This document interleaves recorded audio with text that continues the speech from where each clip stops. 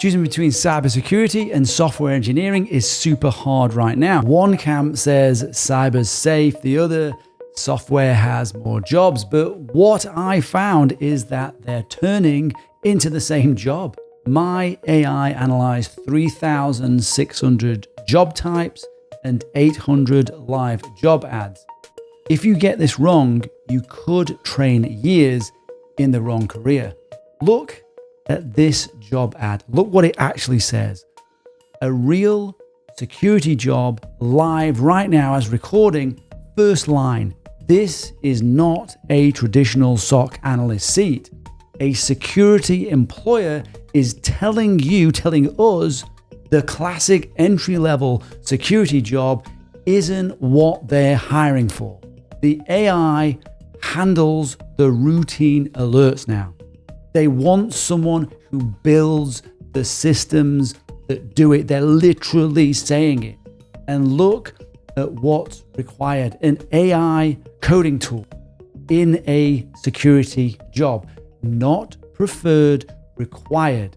Same on the software side. Apple, JP Morgan, name the same tools in software engineering. And these days, I do both of these jobs myself. I architect software with AI and I defend it with AI, which is how I know these two careers are merging. So, cyber or code is quietly becoming the wrong question, but the right one I'm going to show you. If you're making this decision right now, don't forget to subscribe. This is the stuff I dig into every week. Now, you came here believing something probably like security is safe and AI is taking over the development of software. And the raw averages might back you up here. So I scored 3,600 jobs, as I said, with my own AI risk model and methodology. So take this as a guide, it's not gospel. Cybersecurity averages 49 out of 100. Software development, 36 out of 100. And look at the split. 51 cybersecurity roles in the green, i.e. good, not going to be displaced by AI, against 29 in software development. Make your decisions on that number and you might walk straight off a cliff. McKinsey surveyed 104 big enterprises, mostly chief information security officers. 35% expect AI agents to replace their tier 1 SOC analysts within 3 years.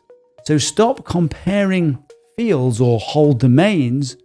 Start comparing specific role types, specific job types, because when you do, you find something very, very interesting.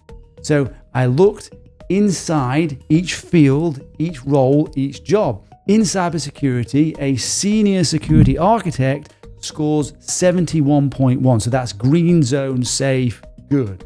Now, look at the other end, same column, a tier 1 SOC analyst, the classic starter job, scores just 5.4. That's deep red zone. Displacement is already underway for that job. Now, software development.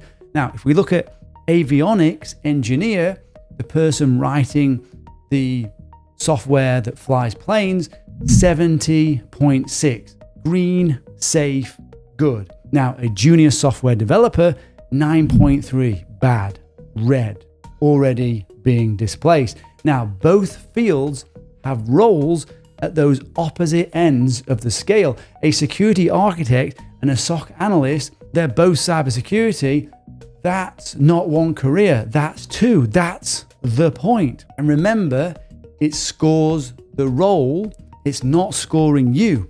So go and score the exact job that you're aiming for or that you're in.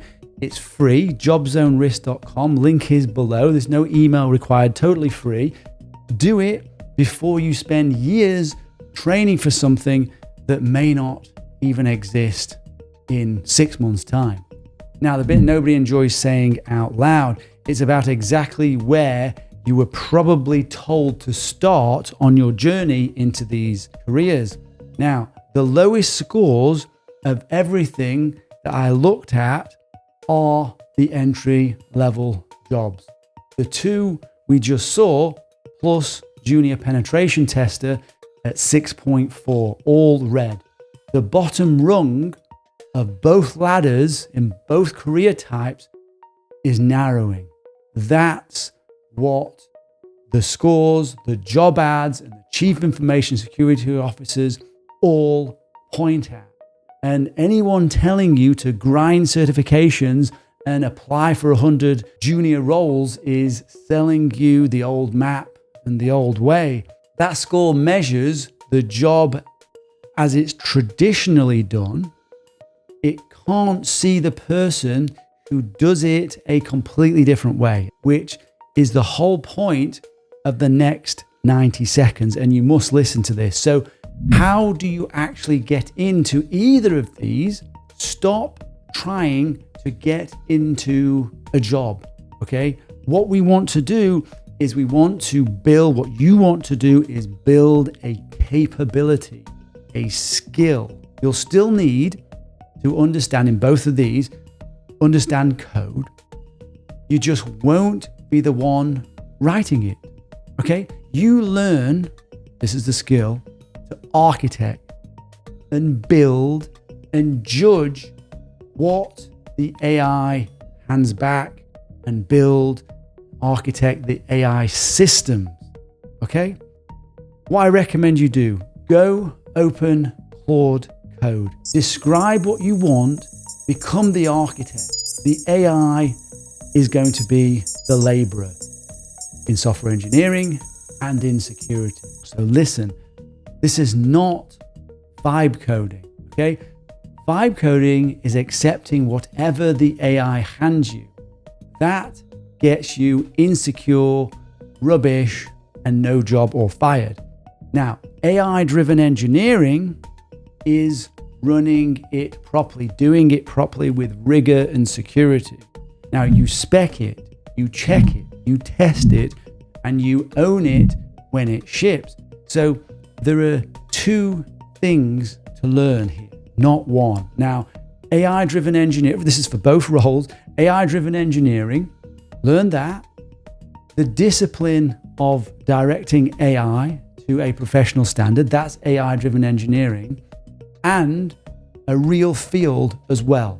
So it could be that you point it and you learn about avionics for software engineering, or for security, maybe you learn cloud security. AI-driven engineering plus the discipline on top. So the AI-driven part is how you build. So the field is what makes it worth building. Ability to do this is what opens 3 doors, not one. So door one, the classic one that you'll be thinking about, is employed. You turn up with something that you have built, not a certification. And these job specs are real. You know, I've got a page of them. So Anthropic, Amazon, Stripe, Cisco, they pay up to $600,000 US. These are real. You can see them. Look at the link below. So that's door one. That's getting employed. And door two is the consultant. So you can solve real problems for a real business. Nobody's permission is required. Then you can set your own rates. And we know companies want these skills. So that's door two. Now, door three, become a founder. Build your own thing and ship it. The demand is real. This is how I work. So my security runs on one AI system that I call HAL. It hunts vulnerabilities. It proves them. It writes them up end to end, not because the AI is clever or the LLMs are clever, because of the system I built around it. And that's the AI-driven engineering. Let's be honest about this route. It's harder than a graduate scheme. and a portfolio doesn't guarantee interviews, but it's the road opening while the old one narrows. So your free next step today, pick one real problem this week and build the thing that solves it. That's it. That's the move. Get yourself Claude Code or any of the other harnesses.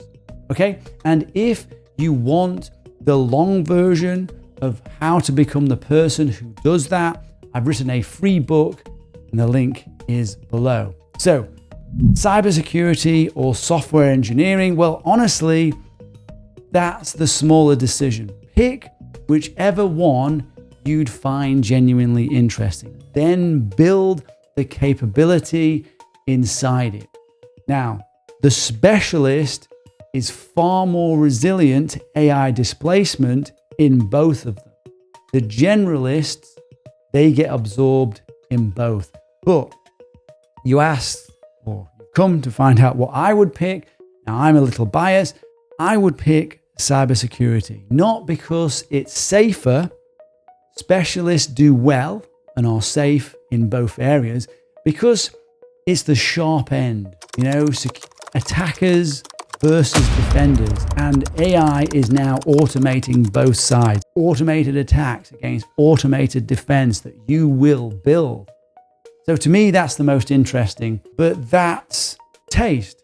It's not data. Pick the one you find interesting. If you want to become that person, an AI-driven security engineer, that's what our master's program does. It's a 12-month mentored, learning the one capability, directing AI to solve real security problems.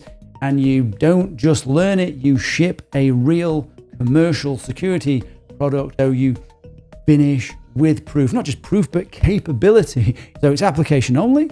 Obviously, you need to be at the right level. Links in the description. Whichever way you go and build something, and see you on the next one.